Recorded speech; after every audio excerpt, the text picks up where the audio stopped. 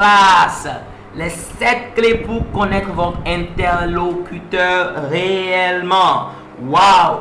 Félicitations d'abord, je vous dis félicitations parce que ce n'est pas n'importe qui peut débourser de l'argent pour payer une formation. Ceux qui paient, je dis souvent quelque chose, ce que tu sèmes, c'est ce que tu récoltes. Voilà, donc il n'y a rien pour rien. C'est la connaissance dans laquelle tu investis, que toi qui détermine ton élévation.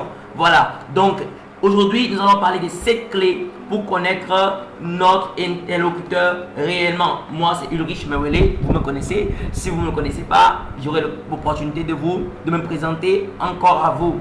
Voilà, donc nous allons commencer. Vous devez comprendre quelque chose de très simple.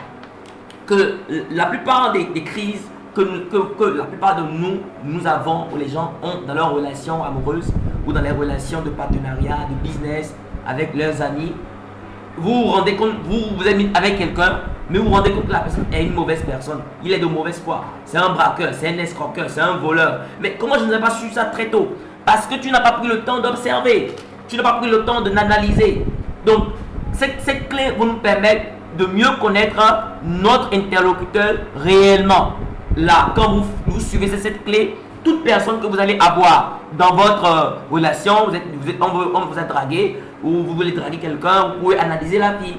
La fille aussi peut vous analyser. Ou vous voulez, quelqu'un vous a investi dans un projet, quelqu'un vous présente un projet, vous pouvez l'analyser. Et ça vous permet de pouvoir savoir s'il est de bonne foi ou de mauvaise foi. Parce que vous ne pouvez pas être avec tout le monde. Hein, voilà. On dit les oiseaux, il y a beaucoup d'oiseaux, mais c'est pas, tout le monde n'est pas la catégorie de l'aigle. L'aigle, il y a des dimensions où l'aigle vole, voilà. Donc, il y a vraiment cette phrase forte cette parole que j'aimerais dire rapidement dans Jean 2, verset 23 à verset 25. Vous savez, Jésus a été un grand leader, voilà. Donc, je m'inspire beaucoup de lui également. Voilà, dans Jean 2, verset 23 à verset 25. Il est verset 22 à verset, je vais lire du verset 23 à verset 25. Voilà.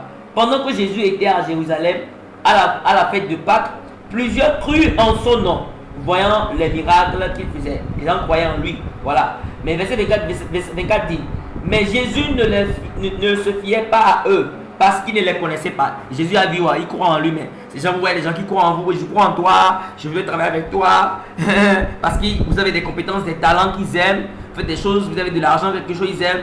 Mais il est écrit que Jésus ne se fiait pas à eux. Pourquoi? Parce qu'il ne les connaissait pas. Verset 25. Et parce qu'il n'avait pas besoin qu'on lui rende témoignage d'aucun homme. Car il savait lui-même ce qui était dans l'homme. Jésus connaissait l'homme. Il savait ce qui est dans le cœur de l'homme. On dit le cœur de l'homme.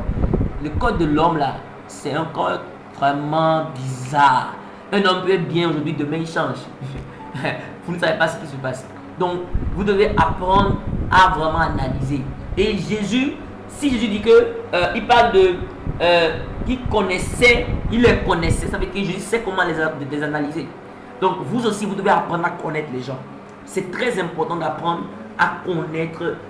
C'est votre responsabilité. Vous devez comprendre, c'est de votre responsabilité de connaître votre interlocuteur.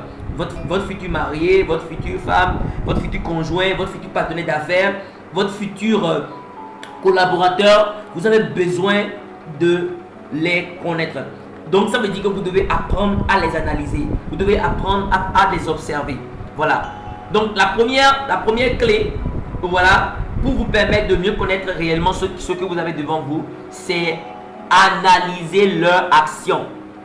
Si vous voulez mieux connaître quelqu'un, je vous demande d'analyser ses actions. C'est très important.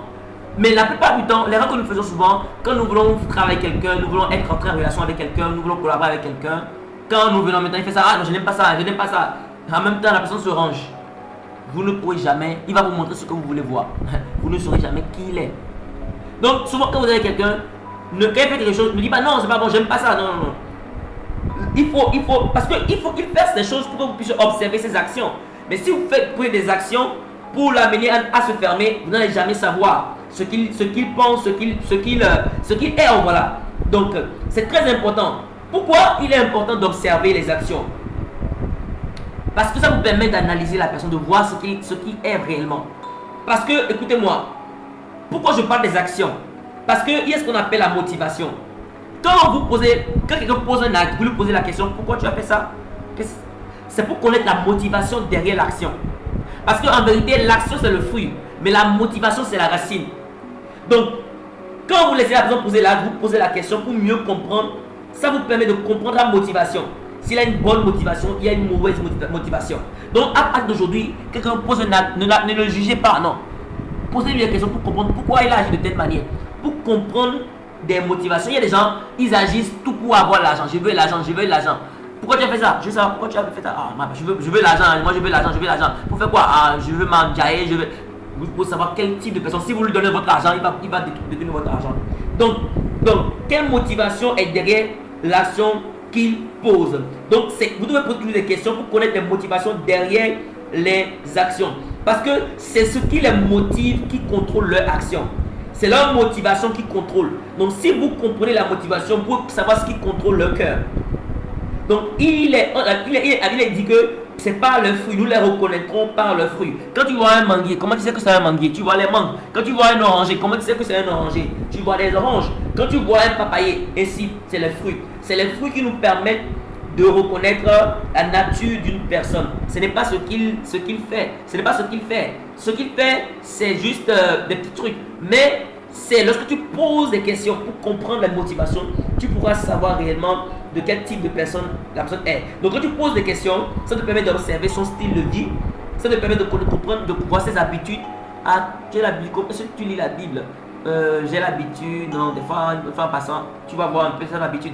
Ah, est-ce que tu fumes? Ah, je fume, non. Donc tu fumes, pourquoi? Ah, parce qu'il y a des soucis, quand je prends de l'alcool. Donc vous posez des questions pour connaître leur habitude.